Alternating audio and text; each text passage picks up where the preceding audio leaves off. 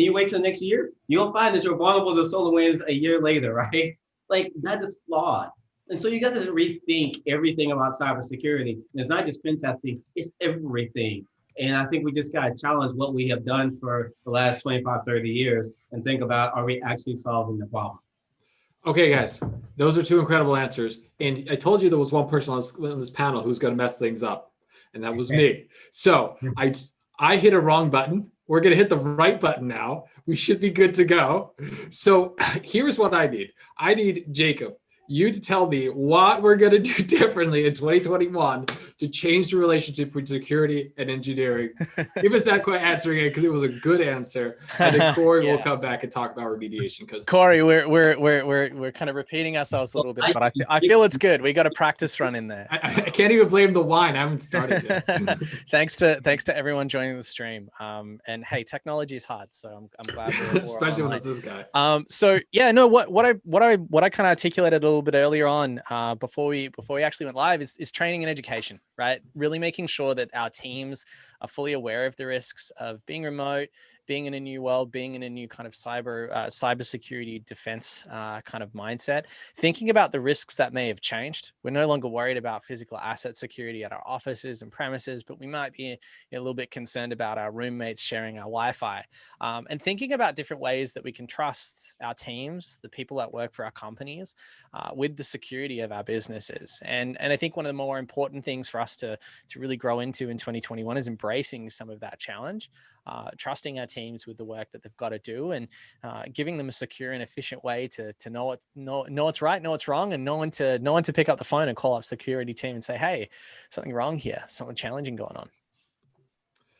Yes. And that's a cool thing too. I mean, as difficult as 2020 has been, that's one of the things that has kind of come up. It's like we had all these kind of default assumptions in our security program that like we can walk over to the guy's desk and talk to him, or walk over to ladies in engineering and be like, hey, what's going on? But that's not the case, right? So we've had to change things up a little bit. That's how we make that happen. So Corey, how do we change things in 2021? Like what's the one thing you want to see different and people to start doing next year? You could even use the similar answer you just gave before I hit the go button. It was a good answer. Yeah, it'll sound totally different because everything I just make up on the fly. And the hard kombucha is just feeding me all kinds of good stuff. Bottom line is, whether it be in security or outside of security, you have to rethink everything, right? Because if you follow and you've done what you've done for the last 20 years or whatever, whether again, outside security, you can't do that anymore. In security, you can't do that anymore because it does not get you to that desired outcome. And I was talking to a prospective customer this morning, and they were like, "Well, I'm gonna go with this other company as a managed service company. I'm gonna go with them. I'm thinking about going their route." And I actually had to educate them. Okay, they don't actually fix anything, right? You know that. So they'll come and tell you that SolarWinds, there's new vulnerabilities there, but you got to go and fix it. And I'm like, how many people work it? Well, they're like, well, I run security by myself. So how's that actually going to happen? How are you going to actually fix it? And they keep telling you something, they're like, yeah, I need someone. What if we actually remediate it? What if we actually had that whole process around it? And we have to rethink things. I feel like we're doing the same things we've done for the last 20, 25 years. And I'm guilty of it too. I'm a retired old school thinker with, Black Hat, DEF CON. There's no, remediation patching conference. I want that cool, I patch shit shirt on and everybody high-fiving me thinking I'm the coolest guy. Probably won't happen, but still, that's what it actually needs to be fixed. You actually have to complete it, patch, remediate, and maintain. And as opposed to just, hey, here's where you screwed up, here's how I hacked in. It's super cool to hack in, but it is not super cool to be hacked. And that's what we have to get over. Yep, I think that's the quote for 2020. It's super cool to hack in, but not super cool to get hacked. Carolyn, what do you want to see different? What should people be doing different next year? So I want people to focus on security misconfiguration. Because Cobalt is a pen test as a service company, we have this tremendous data that every year we publish a state of pen testing. This year we published State of Pen Testing 2020. And for the fourth year in a row, we found that of the pen tests that we've conducted, security misconfiguration is the most common issue in the data. And it's actually in 2020, it was the 4th year in a row. I'm willing to bet that in 2021, it is going to be the most common issue in the data for the 5th year in a row. So I want folks to consider, have we configured at all? Do I need to do manual configuration? What do I do about open S3 buckets? What do I do about misconfigured HTTP headers? What do I do about, frameworks, dependencies, components? This is something that it's not super easy to do. I actually think there's a big people and process component to addressing security misconfiguration. But if I had one thing to say to folks, that would be it. It is a hard thing to fix. And to your point, it's like, there's a reason misconfiguration shows up over and over again. Best description I got of AWS recently was, it's not like trying to learn, it's not like we're taking engineers and saying, oh, you've been used to an automatic, we're going to give you a manual stick shift car. It's like saying, here's a battleship, now go drive this thing.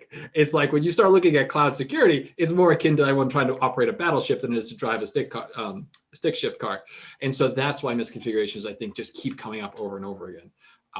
But yeah, so focus on just configuring things in default secure space, I guess. Stuart, what are we doing next year that we're not doing this year? So what I think I wanted to kind of bring to the table is learning from this year, right? This has been a really good opportunity for people to work from home, and that's come with its own challenges, right? But businesses that would traditionally work from home have accelerated digital transformation, and everything's changed. What I would like is for businesses to continue that strategy. We've been crying out for an answer to talent shortages. We've been crying out for more diverse teams.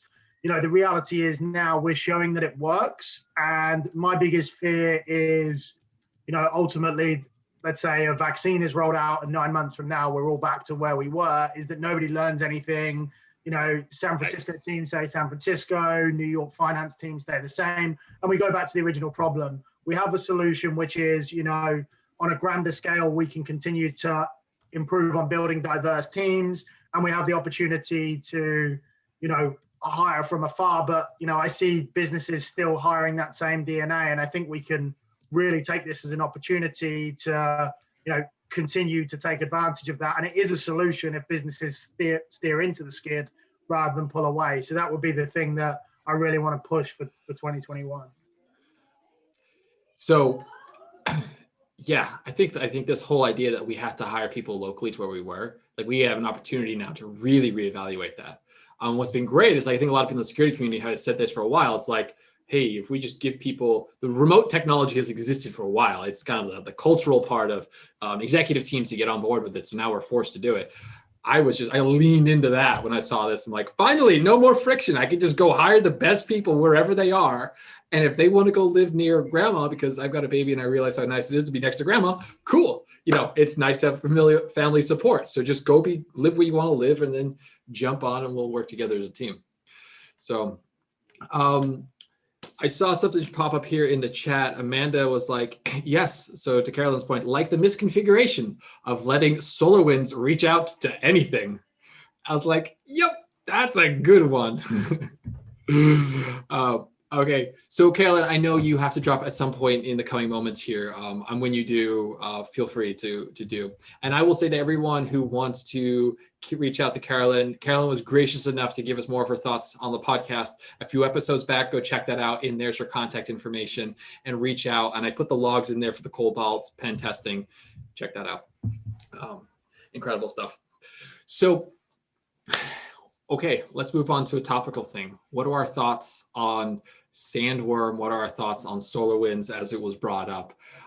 Let's go there. Let's talk about what we think went down. I mean, we know it's only publicly available, so we'll only talk about that.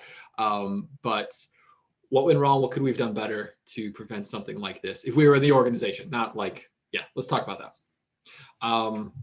Jacob, what are your thoughts, man? What could we do better? I kind of pull on that same security culture, security being part of the culture of engineering, security being part of the culture of your organization. It was a really interesting article that was presented about, the SolarWinds breach, talking about, employees raising flags about security improvements that need to be put in place, just fundamental good hygiene and best practices being put in place to actually improve you know, the risk appetite for the organization.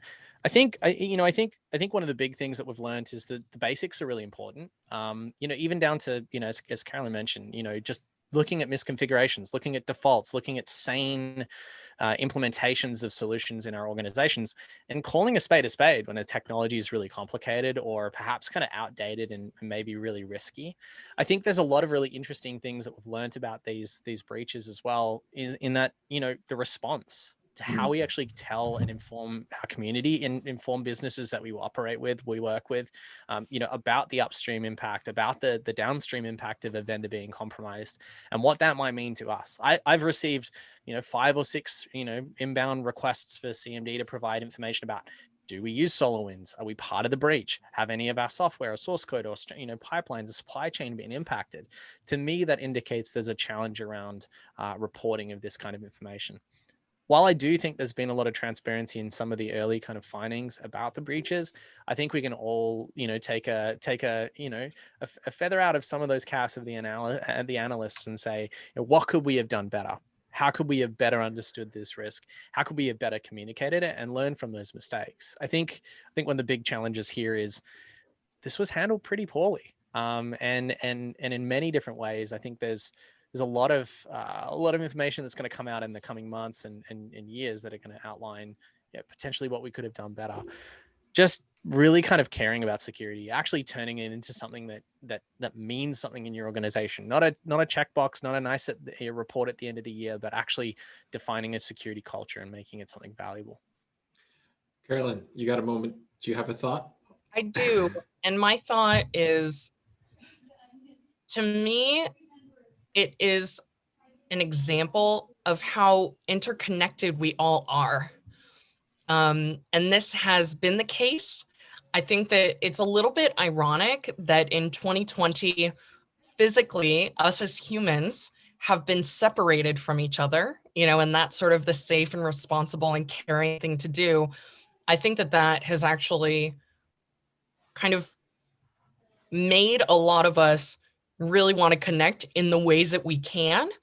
And a lot of that has to do with technology, such that, you know, the way that my kids stay in touch with their grandmother is via FaceTime. I mean, like, thank goodness this happened now and not 30 years ago, you know, just for the ability to actually connect. But the thing is that, you know, my company's software, we are buyers of all sorts of other software and services. You know, we also sell software and services. So everyone is interconnected. And I think that we don't have a great way to figure out how to best be transparent with each other at every step of the way. I think that when it comes to supply chain security, we're still thinking in a mode of like gates with checks and approvals. And I think we need to move beyond that to get to something that's continuous. Yeah, that's a really good point. I think it's a lot there too. We start to get into like the SBOM, like the software bill of materials, and we start to get into, I think it's design bill of materials and such. I think could be maybe a tool, a complicated tool, but a tool nonetheless to helping us solve that. Corey, what are your thoughts on SolarWinds? Kind of what are some of the lessons you're learning at, or we think we could have learned from this event? Yeah, I look at it from two angles. I mean, I've done, you know, 20 years of incident response and some very, very large incidents. And the scary part is this: we all know that there are incidents or there are 0 days that we don't know about. And so you think about it from the SolarWinds perspective, how long did that and other things that we currently don't know about, how long do these exist that hackers or malicious people know about that we have no idea? Yes. Because it's been around for how long, right? It's like we're just learning about it. It's been going on since, you know, the beginning of the spring. One of the great anecdotes I've heard about this is like, when we started investigating, we've actually found out that there were other APTs leveraging certain things to get into these same environments. So it's like, as we start digging, we're uncovering that, okay, these threat actors are not alone. You know, they have friends in the environment. You know, 1000%. And again, when you do large incidents, you realize what is told publicly and what is really happening is significantly different. And I've never been under the obligation to, hey, here's what really happened. I don't share that information, but there's a huge gap. Okay, so that makes me nervous from that side of it. The other side of it, from a customer's perspective, is the diligence of, okay, if you're continuous, and if Caroline mentioned this, if you're continuously scanning or checking, and the minute that the new vulnerability is published and it's in vulnerability scanners, and regardless of what scanner you use, I think that is absolutely irrelevant. As long as it's a good or decent scanner, it's going to be in there, and you're like, crap, I didn't know I had SolarWinds. Now that I know I have SolarWinds, that time to detection and that time to remediation, those are key. And so what we've started to do is be able to track that. And when one of our customers that happen to have SolarWinds and their IT guy just installed it and didn't tell anybody, we got them resolved in 6 hours. We detected it in 4, and it was uninstalled and resolved within 6 hours. So that's an insane turnaround time, dude. I've been doing this for a while. It's measured in like days, weeks, and months, not hours. So that's pretty badass. That's again where we are broken as an industry, whereas we don't do that continuous scanning and remediation. You may scan, but then the remediation piece has to be right there with it. And you look at all these managed service providers, and they'll send you these alerts, but shit, we're all at home. And how are we going to go and get on site and uninstall and remediate these things last minute? We need to be focusing on a continuously clean environment. And yet, no, it's not easy. Configuration is hard, but you start with your criticals, work through your highs, and you just start working through it. If I have 500,000 vulnerabilities, then going down to 400,000 vulnerabilities may take time, but you're way better. You just got to start chopping down that tree. It just takes time. I've seen that happen. Totally agree, man. Totally agree. It's just like, let's make some progress on fixing the actual problems. And Stu, I want to get your thoughts on this, but I just want to go back to something that Jake, you had said, or you've talked about. Like, one of the things I've loved about what you've done at CMD is this idea of bringing like just visibility across the platform. Like, if you look at what the problem with SolarWinds, and we see one of the reasons, in my opinion, this is my opinion, that misconfigurations go on for so long is we don't know what we don't see, right? You don't know what you don't know. We're in that kind of catch-22. And what you guys are doing over there, just at least illuminating and bringing to the forefront the visibility aspect of it. It's pretty incredible. So Stuart, let's go. Okay, so SolarWinds, what do we learn? How do we not make this happen again? Well, how do we learn something? Let's just go with that. Yeah, so I think there are some good learnings, and I'll go into that in a minute. But I think topping on where Corey is at, the value of kind of monitoring what we have is so important. Like, there's such a shortfall in terms of, keeping stock of your IT assets as a whole and the software that you have in your system that I really think is such a shortfall. It's such an ABC, like it's like flossing, right? People don't always do the fundamentals. And there's so many fundamentals that we need to do in the security industry, but instead we're trying to, rather than keep stock of what we have, it's like, what else can we add? What tool is going to make us better? What situation is going to make us better? Rather than taking stock of what we have. And then on the back end, it's like, when something like this happens, I can't remember what I installed 2.5 years ago or what we bought, or 3 people have changed jobs since then. So we're not monitoring that. What I do think is that what we can learn from that is this is something that can be like a really good takeaway, is keeping stock of what we have, getting rid of, and I kind of compare it to apps on your phone, right? Like, how many apps do you not use, but they're still on your phone, they're still running data in the background. Yes. And it is a very similar situation. So I think it is a pretty good reality check of a really should be a fundamental cyber hygiene thing, but I don't necessarily know that it is. So hopefully that accelerates that, and people are kind of a little bit more aware of what they have going on as a company from a product perspective. Yeah, hey, George, let me rant on that, because you're so right. Because here's the deal, and we talk about this a lot at Cybertar, but IT asset management. And literally, I was talking to a friend of mine at he used to be a CISO at a global company that we all know, and I asked him, dude, did you know what assets you had? He was like, hell no, I had no idea. And he was just trying to keep his head above water and take a risk-based approach.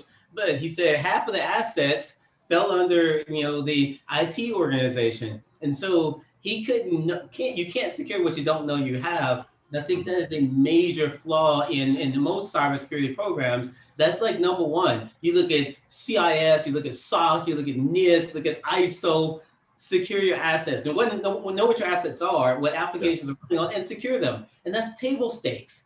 But we are not doing it. It's hard, man. Like basics are, there's a reason that the fundamentals, they haven't changed because they're hard. Yeah. So Jay, go ahead, jump in there. No. It was just more of a continuation of what Corey just mentioned. I think the fundamentals are so critical, and really, you know, we're never going to know what we don't know. You know, there's always going to be gaps in the way we try and solve a problem, and I truly believe that as a you know, delivering value to the businesses we work with, delivering value to the teams that we owe, you know, defending these organizations for, you know, boils down to really just understanding the risks for those businesses, the footprint of those businesses, and look, you know, being okay, being exposed, being okay to ask questions, understanding that there's always things that we're always going to be finding, right? It's always going to be a challenge. Yeah. To add to this, do you think we're softening up as a security industry on breaches? I know the stock market weren't as kind, but few high-profile breaches lately, and it doesn't feel as, I guess, like judgmental and as almost like aggressive as it has over the last few years. I don't know if you get that feeling. I certainly see a difference in the perspective of how we you know, pause what a breach means to other organizations. There was a very much a, you know, someone's broken into my house and stolen my things, right? Mentality that I've seen, you know, more recent breaches than, you know, compared to you're irresponsible and irrefutably you've made horrible mistakes. The challenge that I think we're coming to understand is we've seen quite a few cycles of massive breaches. Yeah. And the bounce back of how quickly that stock returns. You know, we see this time and time again, and really it challenges that old adage that we used in security. What's the cost of a breach? Well, the cost of a breach is as much as the, you know, the impact to our shareholders and the impact to the business long term. SolarWinds being a bit of a you know, modern example of this, but let's look 3 or 4 years ago. You know, where are the mega breaches of you know, of Target, of these massive retail outlets? Yeah. You know, represented in the bottom line today. I think the challenge that we're starting to see is the market understands that the risk isn't as big and scary as we pitched it to be in security, and in turn, I think that's maybe softening the response to how we actually go and address it. I'd also say that it's a you know, the hype cycle is, we've got more important things to think about right now. Unfortunately, you know, people have got bigger fish to fry, and I think in a lot of ways, you know, my parents, my grandparents will never be talking about SolarWinds at Christmas like they were talking about mega breaches of the past, because it doesn't really impact them until they find out that they're having to get until the system that they're using was used identity protection and control mechanisms have got to be in place because their you know, credit cards are stolen or something. So do you think maybe that we've just, as a society, come to be just more comfortable with the idea of a breach, maybe an inevitability of a breach? I think define us as a society was my question, because I think there's a security society and rest of the world, and to me, rest of the world is reflected by A, like your parents and grandparents, but B, also the stock market, right? So if you look at SolarWinds over the last few months, the stock market's not nice to SolarWinds right now, and that's because of a breach.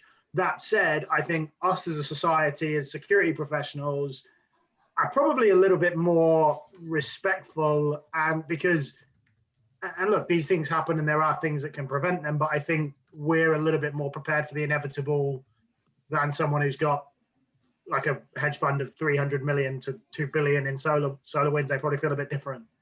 Yeah, I think it's also you know, one interesting point that you made there, Stuart, was just kind of looking at if the broader market sees this as a blip in the ocean of that business's run rate. You know, do we think that enterprise contracts will be interrupted for SolarWinds? Sure, of course they will be. Is the longevity of that business at risk? Really, we don't know, right? You know, and I think the perception here is how ingrained are the systems that we rely on the infrastructure that these organizations have built, are we going to see the same, immediate rebound like we normally do with when a breach is announced? Is the fatigue of breach reporting starting to even become a problem for the masses, right? Like, do we look at this as breach reporting? Yeah, like do we look at this as alert fatigue, right? Like we would look at in security circles. Are we even becoming susceptible to the news in the market? Of course they got ransomware. Of course they got breached. Of course that's a problem. Is it just our assumption now? Well, There's also Hold on, Corey, you Sorry. got to go. What's your Yeah, thought here, Corey? Sorry, because I got rant. Sorry. So here's the deal, though, and we're all, including myself, we make money off of these breaches. Yep. The cybersecurity industry profits off of these large breaches. So, we have to look at ourselves. Do we really want to solve them? We solve them, then this billion-dollar industry we're in, it changes. So I just think we got to challenge that. And even myself, I'm part of it. I take like an iPhone screen that doesn't crack.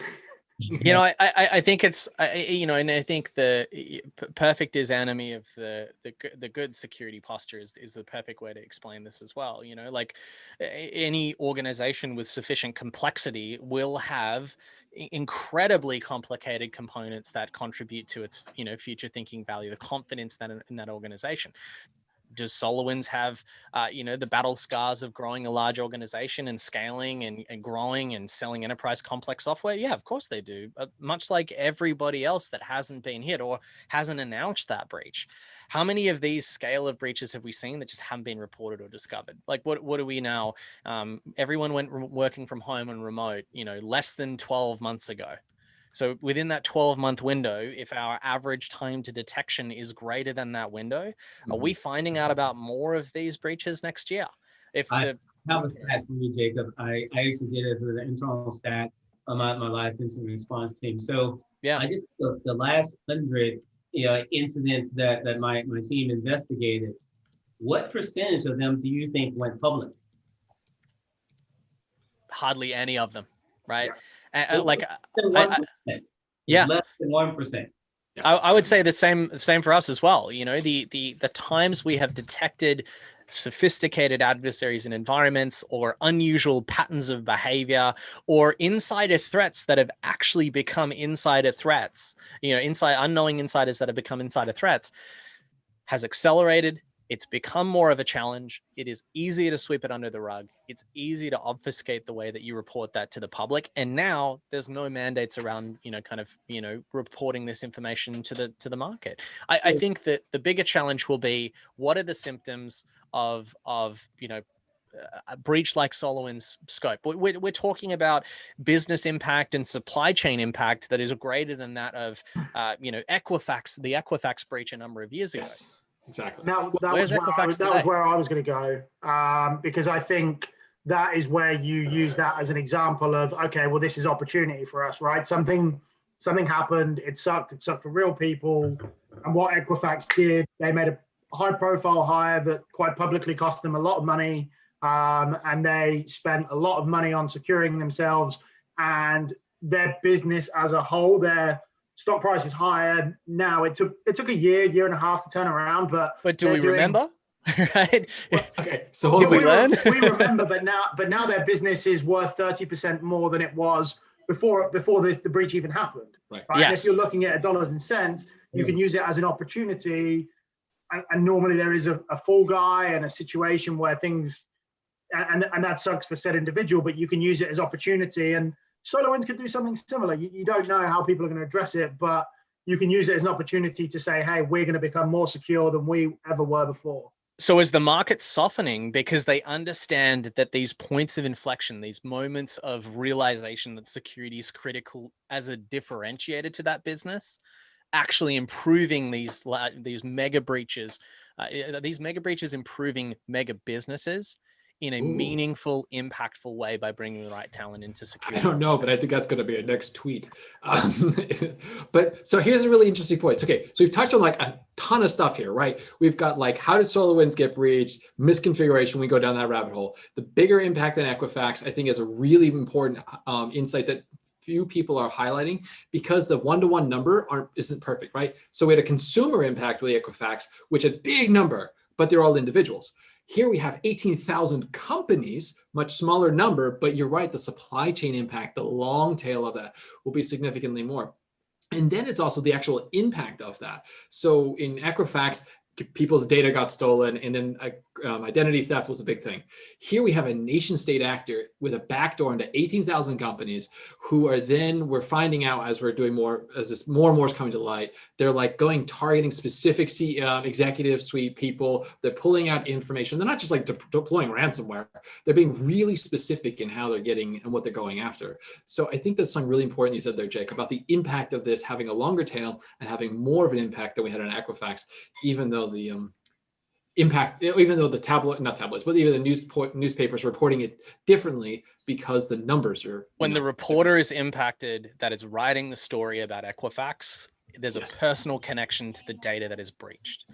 When the reporter is writing about the SolarWinds breach, the pundits in security that are analyzing the notes, looking at the incident response, implicating multiple advanced persistent threat actors or nation state actors into accessing a system, it doesn't hit home like it normally would. I'd hazard a guess that the knock-on effects of SolarWinds will be felt in the 3 to 6 to 12 months as reporting comes out for the impacted businesses downstream and upstream from that vendor. Yeah. I think it's going to be a challenge. And look, I'm as I said, I'm starting to see it today. I'm receiving questionnaires about how CMD may or may not be impacted by SolarWinds. We don't use any of their products. We don't have any of the software stack as part of our systems and infrastructure.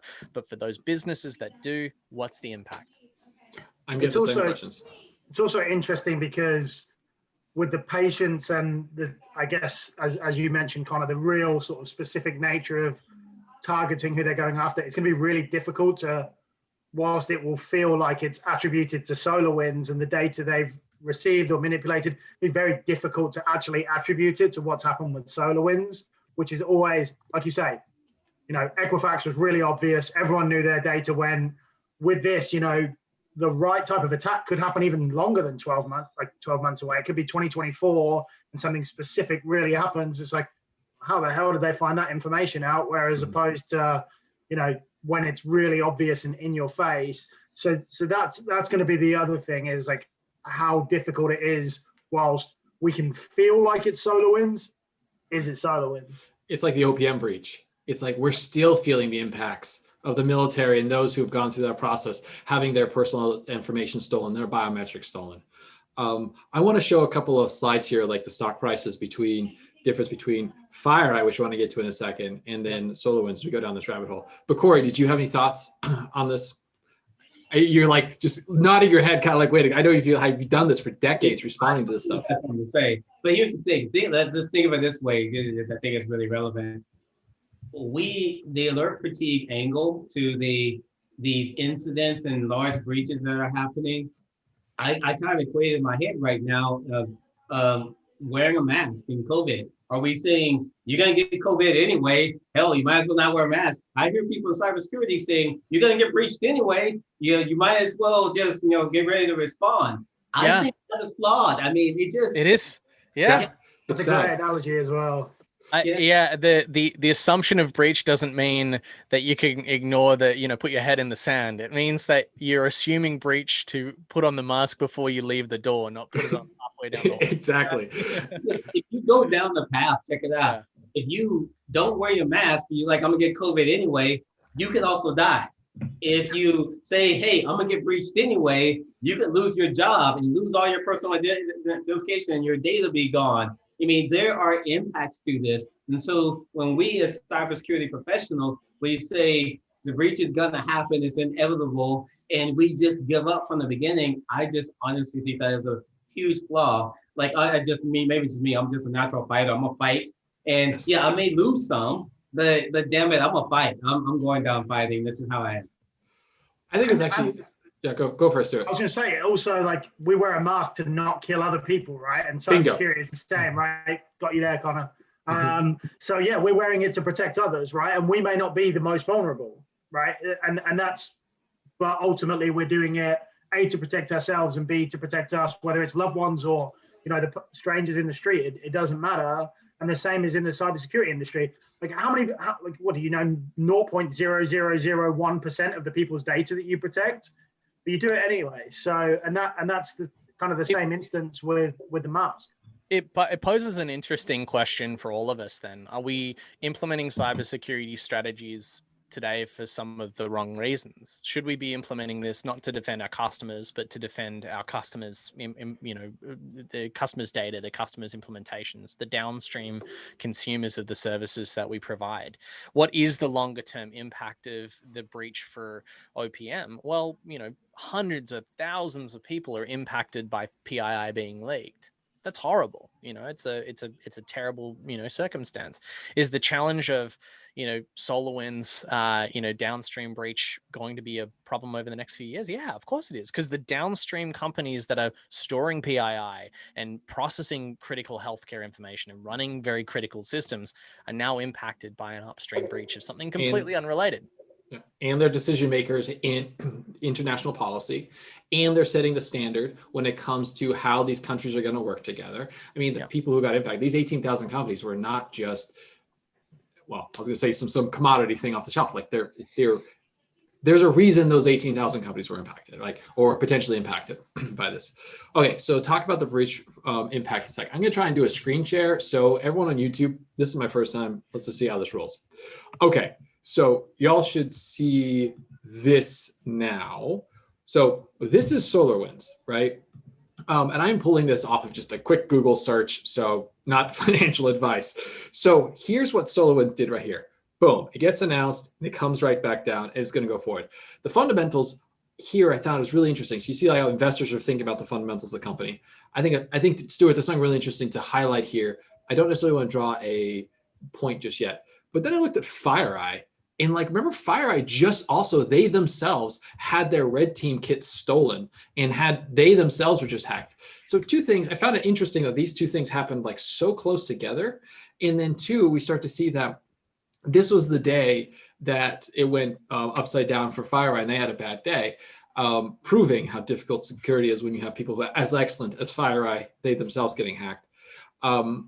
They got hit a little bit, but then they're coming back up because of that. I think because they're named in the response to SolarWinds and they're really coming after it. So you see investors bolstering their confidence. What I found interesting here was, yes, it was a dip, but it wasn't like the fundamentals of the business had changed. They're just having a bad day effectively, and the stock market corrected for it. With SolarWinds, this may fundamentally change. So I think this is one of the reasons that as we're thinking about ourselves as like security leaders who are not just protecting our company, but to your point, Jacob, what we do has a downstream effect to other third and fourth and fifth party companies. As we find ourselves in these little parts of the nexus, we have to understand who we are and what space we're operating in. No two security leaders, in my opinion, are the same. We defend different companies who have a different impact, who have a different business model, who have different data. So you can have the same thing. An APT show up at your front door, they break in, they steal the TV and clean you out, and it's a bad day for you. If you're in business number one, it's a bad day. If it's business number two, you might lose everything, and that's it for you. And so as a security leader, I think it's just important to recognize you have to know your business. I think that's the point I wanted to highlight here. You have to know your business, what you're defending, and just because you have the same copy of PII in two different companies does not mean the impact of theft would be the same at both companies. So, Look, I mean, what are your thoughts? So Connor, I mean, here's the thing, and this is something I realized about 5 years ago, and I want to, challenge the rest of you guys to think about. I'm curious what you guys think. Is that, because Jacob, you actually mentioned it early on, enabling the teams to be security minded and own security. Well, here's the deal. What I noticed is a bunch of very large companies, they have SOC teams. Now, if you were to prevent and get a preventative approach to cybersecurity and stop a lot of things, prevent, remediate, and patch, and take that same effort to that huge SOC team and say, hey, you're going to focus on fixing everything and preventing and being proactive, then guess what? We don't get to threat hunt. And again, I've done that myself. You don't get to threat hunt. You don't get to have fun and look at that. Wow, look what I found. Look what they did. That is fun for us historically, but that does not actually solve the problem. So we have a culture in cybersecurity of threat hunting and SOC teams, but we don't have a culture in cybersecurity of remediation and fixing things. So I think it's part of this. These are self-inflicted wounds sometimes that we bring upon ourselves that maybe we don't want to fix it. Yeah. I think part of the way we look at solving the cybersecurity challenge is often to look at the things that are fun, right? We see this as well.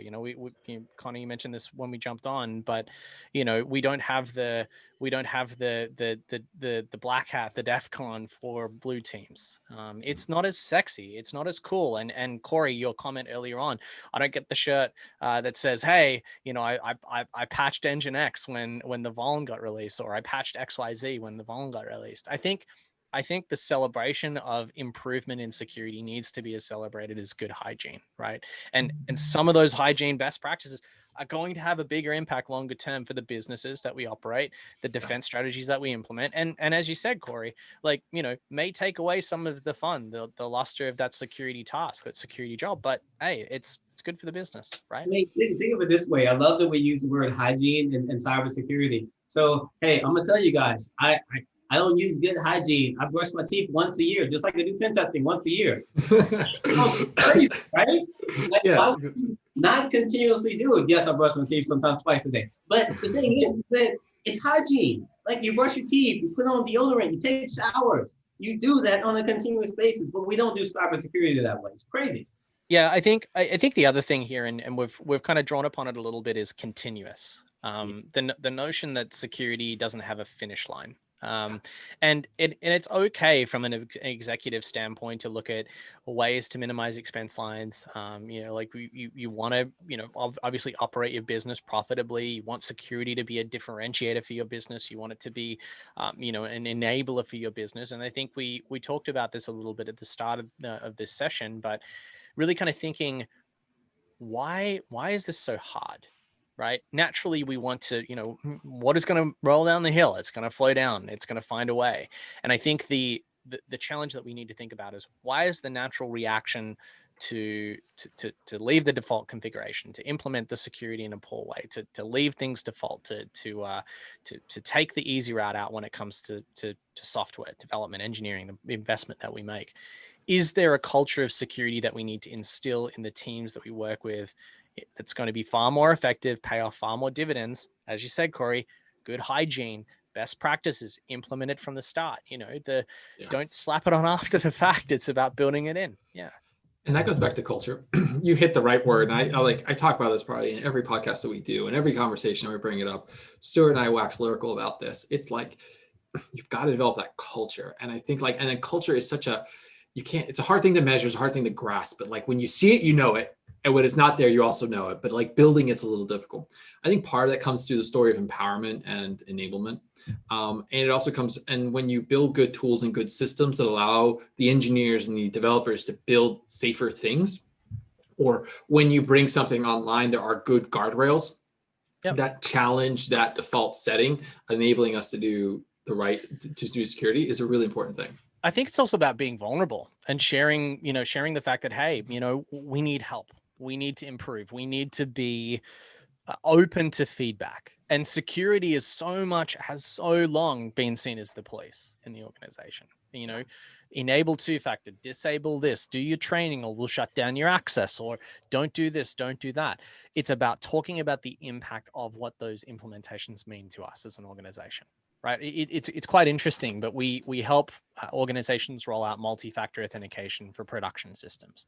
And it's the kind of thing that gets met with contention or pushback initially in some orgs. And when you talk to developers about what this means, you can have greater levels of access. We're going to give you more access. We're going to give you we're reducing the scope of attack by making sure you are who you say you are. So when you get into this environment, you can do more. right? It's about enabling through security best practices. And as Corey has mentioned as well, it's about it showing the results of what not detecting the vulnerability means, but what it means when you patch it.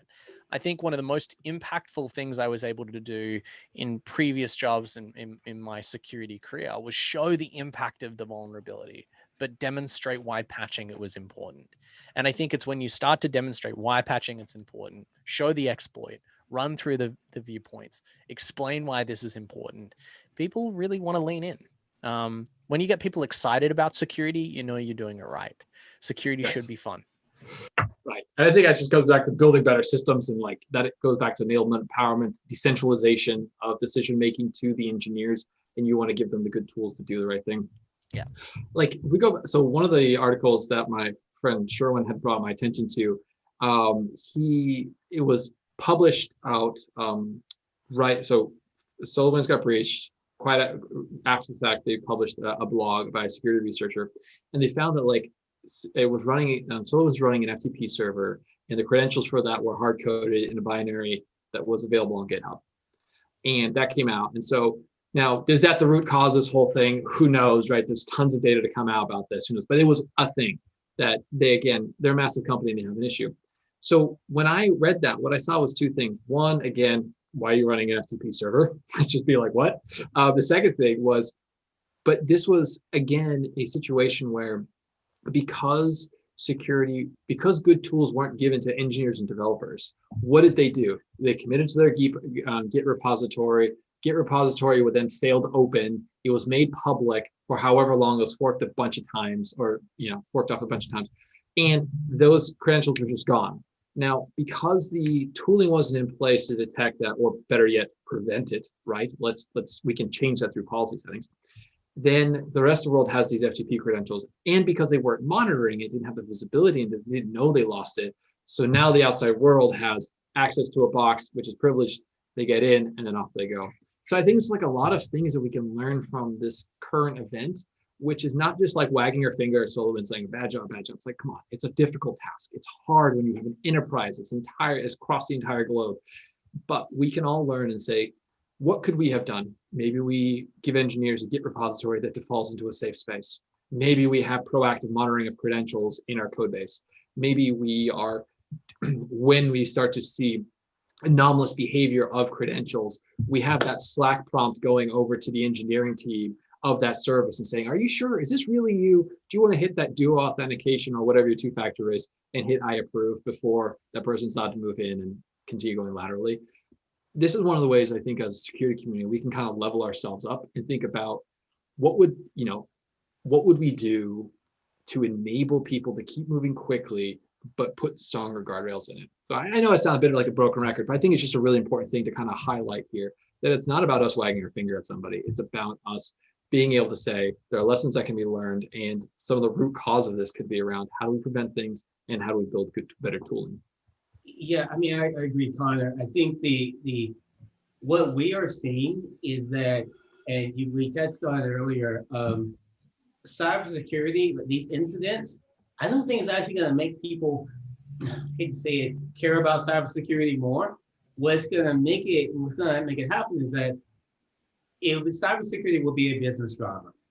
And I heard that said earlier that as a business driver, people are like, wait a second, what have you done for SolarWinds? What are you doing for multi-factor authentication? And so we're seeing these questionnaires being sent to the smaller and medium-sized companies from large companies. We won't work with you at all unless you do these things in cybersecurity and meet these requirements. So this is the evolution of it. It isn't that companies and executives at these small and medium-sized companies want to be secure. Yeah, they want to be secure. They don't want to be hacked, But at the end of the day, they want to get that next big customer. They want to sell that next big deal. So cybersecurity is a business driver, which is one of the reasons why we keyed on getting customers to those outcomes and understanding, hey, why do you need this pen test? Well, what is the purpose of that? Going to that next level of like, oh, you need to get third-party validation. You need to be compliant so that you can give this to that large company so that you can make more money.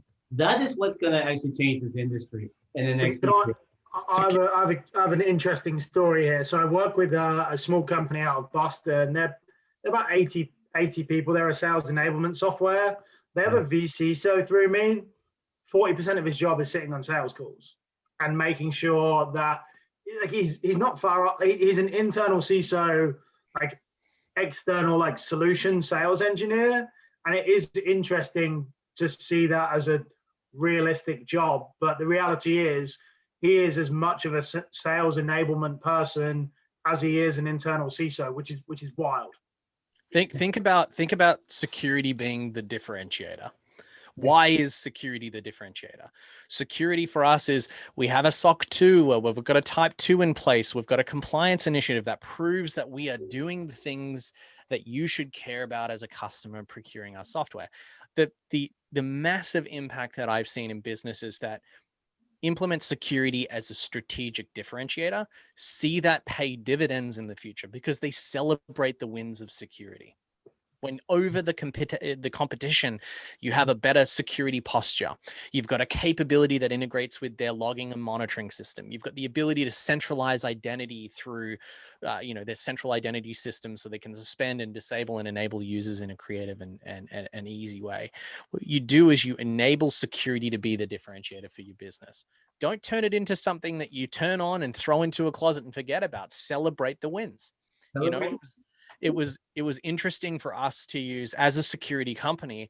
It was interesting for us to talk about the security best practices. I talked to a lot of CISOs, right? I talked to a lot of CISOs, but the largest impact that I had seen in my career was at Hootsuite. Hootsuite went from a mid-market business selling, $10 a month implementations of social media management software to selling it to some of the largest organizations on the planet, selling it into governments, selling it into media outlets, and becoming a way for them to securely implement role-based access controls for social media. And when we started to lean in with the guidance of, George Pajari, the former CISO, former CISO before that, Erwin John, implementing security became the differentiator. We were the better option over other vendor solutions, other market solutions, because we had security built in from the start of our product and implemented in a way that made us more attractive. It was a way to upsell. It was a way to build trust. It was a way to charge more. It was a way to sell into the enterprise. And that is so important. Again, for all the security leaders listening, it's like, this is the thing. It was like, we've spent so long complaining that we weren't invited to the executive team, that we weren't sitting at the right table. We weren't da-da-da. Here it is. Here is now the opportunity. You've got GDPR, you've got CCPA, you've got CCPRA or CPRA. All of these things are giving customers, as they should, controls and access over their privacy of their data. What does that mean? That means now we as custodians of that data need to level up our game to make sure that we're protecting it accordingly. You have enterprise accounts that you're going after, and enterprise accounts care about the security of their third parties now. What does that mean? We now have an opportunity to have a seat at that table. There are ways for us to drive business now. Yeah, unlock the value in the security programs that you run through the team by attributing security wins to the biggest deals that we have in place. And I truly believe the way that we actually move the needle here is by tying it to the revenue kind of creation points of the business, right? Look, and Stuart mentioned it before, the security, the CISO, the security leaders, the CISO management people in the organization grow, build, and shift and change that as we go. It's just incredible. Use it as an enabler. Yeah, man, like this. So there, with all the scary things that are going on. I mean, I was talking to a friend and I was like, he's like, "How's your day?" I'm like, "Oh, I'm putting out a fire." And then I immediately followed up. I was like, "But I'm kind of a fireman, so I can't complain that I'm running into a fire." It's like, that's kind of what you signed up for when you ran the security program. Yeah. So, but we think one of the things that can really change the game here when it comes to either enabling a business or it comes to really comes to bolstering confidence with our customer base, or just building better relationships with our engineering team, those who create the software that makes us money as companies. Like, this comes down to culture. This comes down to having, and you've heard me say it like 15 times so far on this call. So Stuart, as a guy who you have an interesting view on this and a particular view on this, because you spend so much time both at the executive level where you're placing people and working with them to understand what their security needs are, all the way down to the engineer who's actually then going to do the work that would fix these misconfigurations in our cloud environments. So talk to me, like, what are some of the things that as security leaders we could be doing, as security practitioners we could be doing to help enable a higher quality culture, either just inside our company or out in the larger ecosystem? Well, if you're a brave security leader, what I'll tell you is to enable a bottom-up culture. And that's something that not many people are comfortable with, which is interesting to think about. But allowing a bottom-up culture, and some security leaders I know are exceptional at this, is it allows diverse thought. And particularly if you're comfortable hiring diverse minds, diverse backgrounds, you know, and I see it several types of ways, right? There's certain companies that will only hire from software companies, or, you know, FANG wannabes, etc. And then there's companies that will hire from different backgrounds that create exceptional shared thought from a cultural perspective, because you go bottom up. If you're top down and you're trying to create a better culture, I would say the best thing you can do is hire diverse. And that may be, and again, I go back to what I said, the biggest thing I would like to see for next year is, you know, being comfortable hiring people from different, like even hiring people from similar backgrounds in different geographies. Someone who spends every day of their life in like Jackson, Wyoming versus every day of their life in New York City, they might do the same job. They're going to think differently. Everything around you creates you to think differently. So that diverse thought will create everything, you know. And one thing that I always see is people will, for the most part, as a security leader, hire the people that they like see themselves the most in. That's not always the way to go. And it's about taking yourself out of your comfort zone, and to be straight, taking the ego out of it. Like people are like, I'll create another me. That's not going to make you any better. Like that's going to make you the same, and your ego is going to inflate, which is not the way to do it. So hire the people that are going to tell you you're doing it wrong. That's what you want to hear, right? Like, hey, have you tried doing it this way? I think it's more efficient, faster, smarter.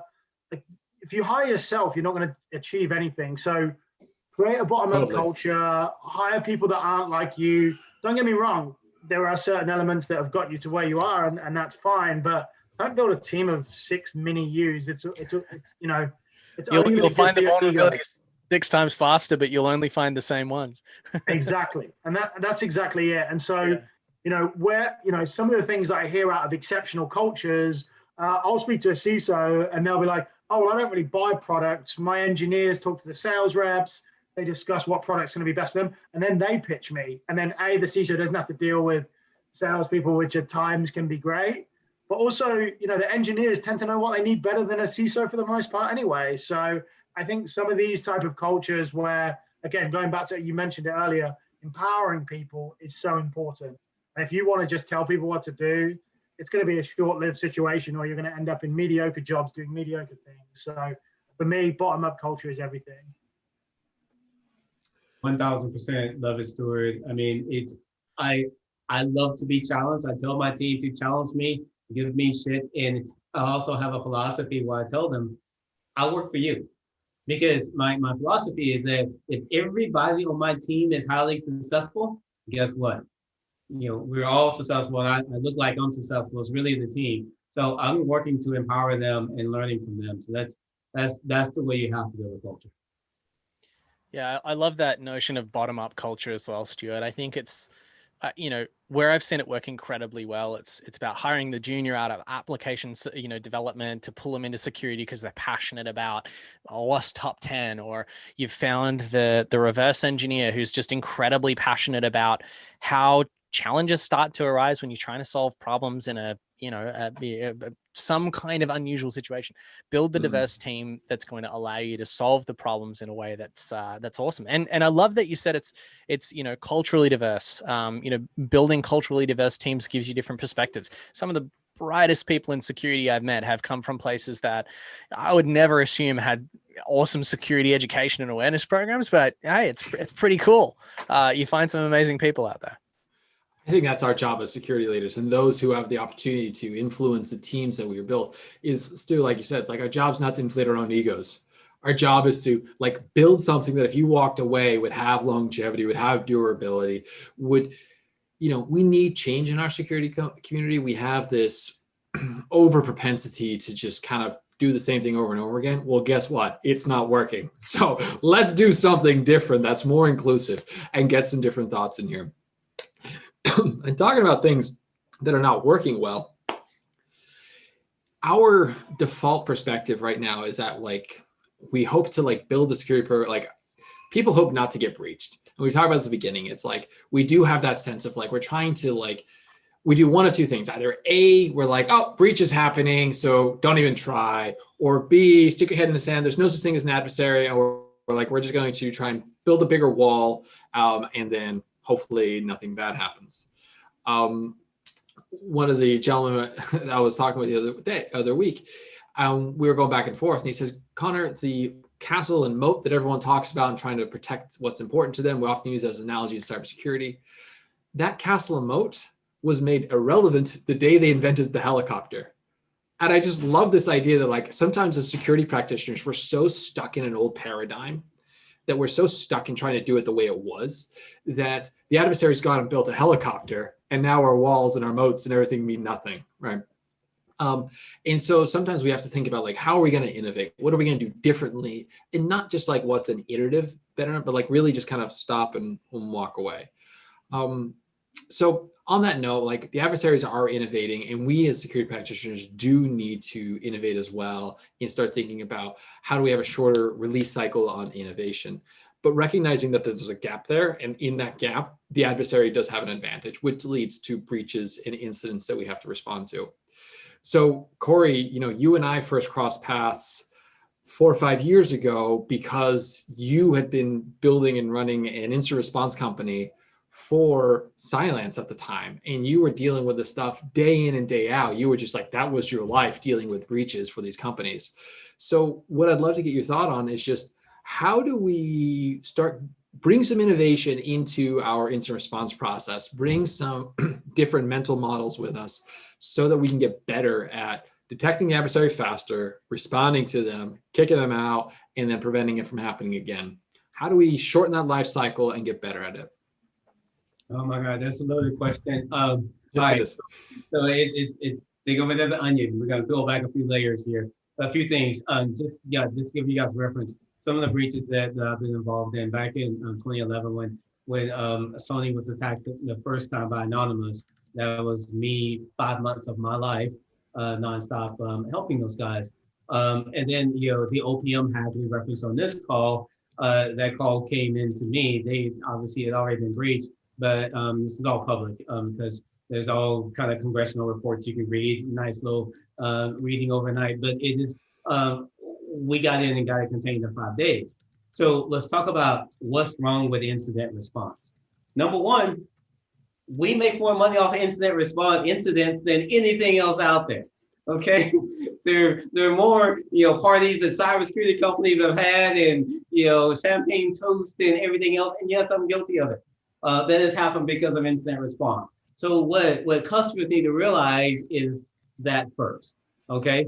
The second thing is I'm always trying to figure out how can we do this better? How can we change? What do we need to pivot? How do we need to pivot our thinking? So let's talk about the OPM breach. And just if folks aren't familiar, if you've ever had a background check or a security clearance done by the US government, I have. They will ask when you were 7 years old, who was your next door neighbor? And they will try to go and interview those people. Okay. So all of this is in those files, to that level of detail, your whole life. So if that were to go out to another nation state government, they have everything about you. So if they want to social engineer you, they want to do something, they've got it all. That is hugely, hugely impactful. So anyway, so when you think about OPM, we got them contained in 5 days using our technology. And so I challenge people, do you want incident response or do you want incident containment and prevention moving forward? I'm pretty sure everybody wants containment and prevention, but we still call it incident response. And that implies it's okay for you to get your company to get broken into, your house to get broken into, and then steal your data, and then somebody's going to respond and help you clean it up. I don't want anybody breaking into my house, stealing all our Christmas gifts, and then I'll call up somebody and they go and help. Especially if you got an Xbox. I heard those things are hard to come by right now. Who wants that? So that is a flawed principle, period. So I want companies to rethink incident response. And then one of the things I've done for, oh my God, I'll be back to the Poundstone days and silence, but incident response retainers. So you have a retainer with a company. All right. And this I encourage everybody to Google the Cap One hack and Google the Target hack and attorney-client privilege. Okay. What happens if it doesn't matter how big it is or how small it is, if you have an incident, it needs to be underprivileged with a law firm and a breach coach. So if you have a retainer and they have not brought in external counsel, and that SOW that you've signed with your retainer hours is not underprivileged. So when that incident happens, or if it happens, if you're not underprivileged, guess what? When you get to the expert witness case, when you get sued by all your customers, and I've been on both sides, and they're trying to say, wow, okay, could this have happened anyway? The accident happened anyway, or did you do proper due diligence? And then when they do all the discovery and they look and they see, oh, looks like you had a penetration test and you had these vulnerabilities, but you didn't fix it. And you can reference Equifax, right? This is all public, right? Reference Equifax. Equifax, 2 months. I know it's not a long time in our minds, but 2 months, the vulnerability had been out there. They didn't patch. And everybody knew about it. So there's your evidence. If they knew that they had this vulnerability and the patching didn't happen, then there you go. You just lost your case. And that's why when people talk about the cost of a breach, being what 4 million on average, that's where that comes from, the notification. So every single customer that has a breach or incident response retainer, you need to have a breach coach, and it needs to be a law firm, attorney-client privilege, external counsel, and there's a specific way to do it. If you're not doing it, it will cost you more money. You will probably lose your legal case, and you have to do that today. So just to summarize, because I can again rant forever, at the end of the day, rethink incident response and try to be as preventative as you possibly can across your organization. I was talking to a prospect this morning, and they were like, well, we're looking at network detection and response tools. And I was like, okay, so let me just go through this. The breach happens on an endpoint, a server or a workstation. And then for it to be network traffic, it's going to leave one of those. And so you are already breached at that point. And if you're trying to stop the lateral movement, then you're already a compromised. Threat actors, especially with ransomware, they aren't just sending a phishing email you click on, you got ransomware. No. They hack in first, figure out where your critical assets are, your PHI, PII, whatever. They encrypt that to make sure they get paid. It is a business. So you have to make sure that your endpoints and servers, workstation, cloud are secured properly and prevent there first. And then you can do, network. So anyway, I'm with you though. This is a summary. Retainers with breach coaches, attorney-client privilege. Focus on prevention first as much as you possibly can, and understand that the industry, myself included, we make more money off of you being breached than you being secure. So think about that in that context. There we go. Right. Except that now you're trying to fix it. I'm trying to fix it. That's what we're doing at Savitar, is fixing it and educating people that that's how you really need to approach it. So we've incorporated all those things into our business model. Corey, how much time do you spend with PR teams? How much do what spend on? How much time do you spend with business PR teams? Is that a big thing for breach response? The public relations part of it is in the comms of a large breach. It's delicate because a few ways you can look at it. One, and it's changed. It actually has changed now. You take 5 years ago, talking about a breach, it could mean potentially a death of the business depending on it. Now, you take SolarWinds, FireEye, people are crediting these companies. Thanks for sharing with the community. I'm glad you've done that. It's like a good thing. So it really has evolved. So today I wouldn't spend too much money on it, because as long as you honestly, disclose as quickly as possible. Say all the things you've done to prevent it, make sure it doesn't happen again. Say I'm sorry, and then you're back and your stock price goes back up in a few days. There you go. Everybody's happy. Yeah, but what you just said there, Corey, it was like doing it right. Like I think a lot of people would still be trying to like shovel that shit under the stuff. I can't edit this. Never this life. Anyway, putting that stuff under the rug, right? So you're right. It's like if you have a breach, like you have to fess up. There are legal statutes depending on what states like was compromised, where you're at. If you have data in Europe, it's 72 hours. If you're in California, it's very similar. You're in Massachusetts, New York, others. I mean, every state has their own breach legislation or the breach legislation you have to adhere to.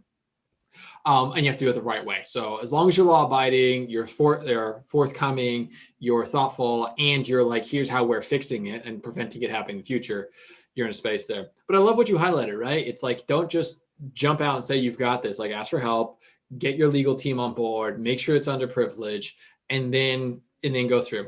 One of the exercises that when I was consulting, I would encourage my clients to go through when we'd go through this together was we would start with what was your response capabilities? When you're thinking about from a defensive posture, how do you prevent these things? So this is well before you get breached.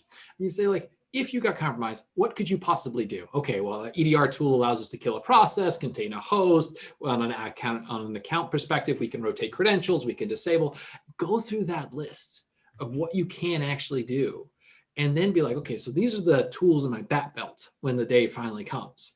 And you may find actually that like maybe the web app tier, you're completely blind on. Like if you got breached and like the adversary got in that layer, you couldn't do anything about it. Okay, so that's a good way to prioritize maybe some some investment so that when that time comes, you've got the right tools to handle and deal with it and shut it down quickly. What you're saying is tabletop exercises.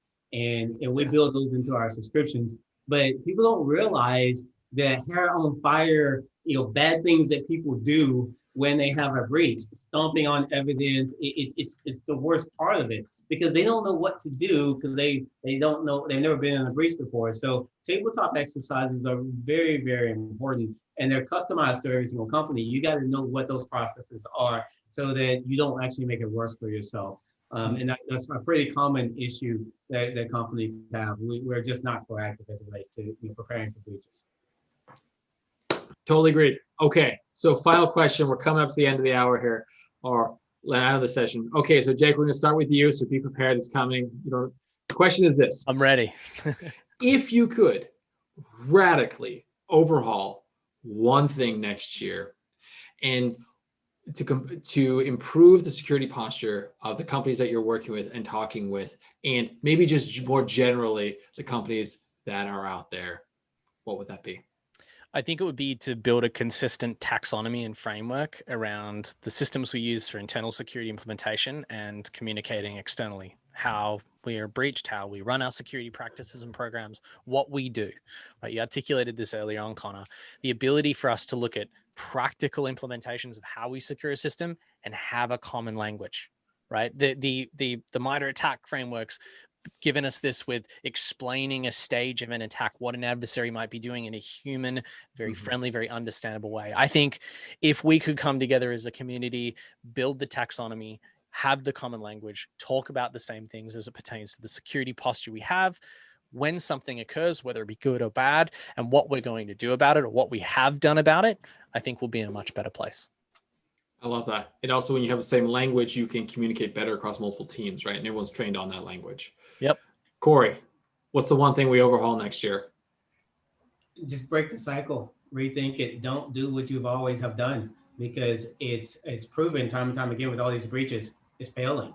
Yeah. We have to rethink it. And I think that's how we change is rethink everything. I'm with you, man. And like you said at the top of the show, focus on just like prevention. Let's get in there. Let's fix those misconfigurations. Let's do the foundation. Let's do the basics and ask for help if you need it, right? There's no egos here. Everyone on this side of the wire is on the good team. And we want to make sure we're helping each other. Okay, Stuart, what are we doing if we're going to overhaul one thing next year? Right. So this is a big one that may be unpopular. If we could reform the whole certification system and this would either cost me a lot of money or make me a lot of money if I created it, but create a certification system that was specific to different types of jobs that would allow you to be qualified for a certain level. And then everything would be around culture and DNA. The talent shortage and the whole like resumes have to come from everywhere thing would be dead. And you could create a whole system around people automatically being qualified for certain things, and then it just being about how you connect with someone. Whereas like people value, and there are, you know, there's a lot of things that are really kind of pulling from the current certification things, that, you know, the offshoring, the shortcutting, etc., that are really pulling away from the current certification cycle. And I really think that there is, you know, something that could change that. And whether you can shortcut the whole hiring process of that, I don't know. But I think that was originally what the certifications were created for, right? It's saying I'm qualified for the job, and right now that isn't the case. Right. And I think what happened is our certifications have really focused on we've put too much weight on them in some aspects where we've said, great, if you can just pass a cert, you're good. Now, I remember like getting to the CISP when I did mine eons ago, I spent like a ton of money on getting it. I spent like $500 to get my CISP. Like a reformation in certifications would mean that we democratize the cost of that a little bit more, because like that alone is excluding people from the market space. Like if we had certs, to your point, that said, here, yep, you're qualified, you know these skills, these hands-on, these tactical things, right, great. By the way, we're not going to charge you $500 to get there so that you can have that. And then what I heard you saying was we'd be in a place where we can recognize the skill sets where we need to be, so we can put that to one side, and then we can just start focusing on culture, DNA, what's going to give us the universe that we want to be working in, not the kind of fractured one we've been given. And you could like grade it like, hey, you're a level 6 security engineer. We wanted a level 6 to 9, and you could level it up. And that's how good someone is. And a lot of things are not necessarily based off how good someone is. It's the things on the resume, the tools they've played around with, rather than, hey, this person's only got, or they've had 12 years experience, but they could still be a level 2. But like someone could have 18 months experience and be a level 7 because they can break stuff, play around with stuff. And I think it would really change the game. Totally agree, man. I love it. Okay, well, Jake, Corey, Stuart, I just want to thank you, everyone that's live on YouTube. I just want to thank you for the incredible comments we've had been coming in, and I've been doing my best to keep up with us. We've been having this conversation. So we're going to bring this year-end conversation to an end. And this is what you get when you take a look at the Confidence Defense podcast. Every single person here has been on the podcast. We know them, we love them, we bring them back on because of one thing. They're innovating in their space. And if you care about innovation in the security space, this is kind of a cool podcast to kind of follow and listen along with. So guys, I just want to thank you so much for your time.